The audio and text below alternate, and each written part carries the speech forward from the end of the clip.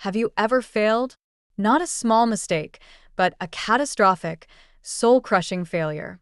A failure so profound that it made you question your own identity, your own character, your own worth. Have you ever, in a moment of fear, betrayed the one thing you swore you would always be true to? And in the deafening silence after that failure, have you ever believed that this is the end of your story? That there is no coming back? If you have, then you must know the story of the man who is called the Rock, and how that rock was shattered into 1,000 pieces before it could become the foundation of the world. This is not just a tale of a distant disciple. It is a divine blueprint for every flawed human being who has ever fallen and who has ever yearned for a second chance. This is the story of Simon Peter, a story of spectacular failure and of even more spectacular redemption. He was the first, the most passionate, the most outspoken. When Jesus asked the disciples, "Who do you say I am?" it was Peter who stepped forward, his voice ringing with a divine revelation. "You are the Christ, the Son of the living God." And in that moment, he was given a new name. Jesus looked at him and said, "You are Peter, the rock, and on this rock I will build my church." He was given the keys to the kingdom. He was the chief, the leader, the unbreakable one. And he believed it. His heart was filled with a fierce, loyal, and boastful love. On the night of the Last Supper, when Jesus predicted that all his disciples would fall away, it was Peter who objected with all the force of his being. "Even if all fall away on account of you," he declared, "I never will." And later, even more passionately, "Even if I have to die with you, I will never disown you." He meant it. Every single word. It was a promise made from a heart of genuine, if prideful, devotion. And it is in the space between that promise and what happened next that the most important lesson of Peter's life is found. The scene shifts to a cold, dark courtyard illuminated by the flickering flames of a charcoal fire. Jesus has been arrested.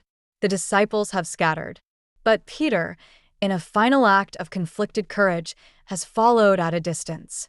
He is trying to be brave, but he is in enemy territory. He is surrounded by the servants of the high priest, by the soldiers, by the accusers. And he is afraid. A servant girl sees him in the firelight and points. "You also were with Jesus of Galilee." The first test, the first moment of pressure. And the rock, the man who swore he would die for his master, crumbles. "I don't know what you're talking about," he says, turning away, the lie catching in his throat. He moves to the gateway, trying to disappear into the shadows. But another girl sees him. She says to the crowd, "This fellow was with Jesus of Nazareth." The second test. The pressure mounts. And Peter denies it again, this time with an oath. "I don't know the man." The denial is stronger now, the lie more forceful, a desperate attempt to build a wall between himself and the truth. An hour later, the crowd gathers around him. His accent has given him away. "Surely you are one of them," they insist. The final test. And it is here that the great apostle, the rock, the man who is given the keys to the kingdom, is completely and utterly broken. The scripture says he began to call down curses on himself, and he swore to them, "I don't know the man." And immediately, the rooster crowed. And in that moment, Jesus, being led away, turned and looked straight at Peter. It was not a look of anger. It was not a look of judgment. It was a look of profound, heartbreaking truth. And in that look, Peter remembered the words Jesus had spoken. "Before the rooster crows, you will disown me 3 times." And he went outside, and he wept bitterly. This was not a quiet sadness. This was the sound of a soul shattering. The sound of a man confronting the catastrophic failure of his own character. In the moment he was needed most, his courage had evaporated. His promise was a lie. His identity as the rock was a fraud. He had failed, not just his master, but himself, in the most absolute way imaginable.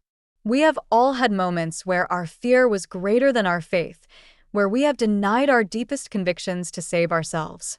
What does the story of Peter's spectacular failure teach you about the nature of grace and forgiveness? Let me know your thoughts in the comments below.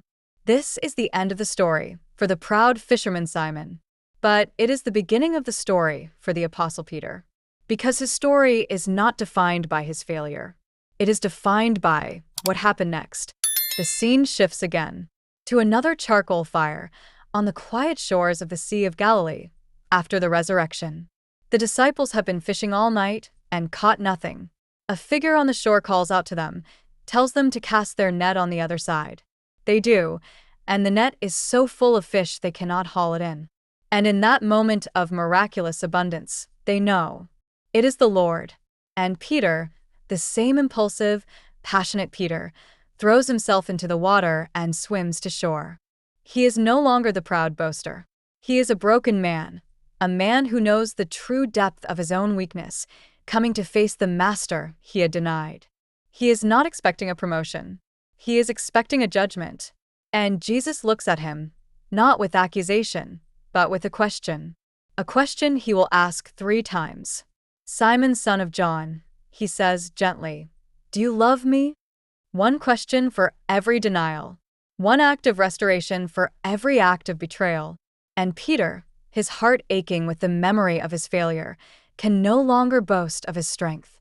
He can only appeal to the one thing he has left, his love. "Yes, Lord," he says, "you know that I love you."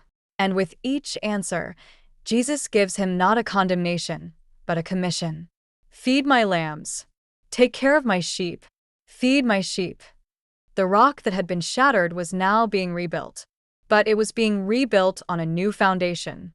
Not the foundation of his own prideful strength, but on the foundation of grace, of forgiveness, of a love that was stronger than his own failure. He had to be broken so that he could be remade. He had to fail so that he could learn that true strength is found not in our own promises, but in our humble dependence on a power greater than ourselves.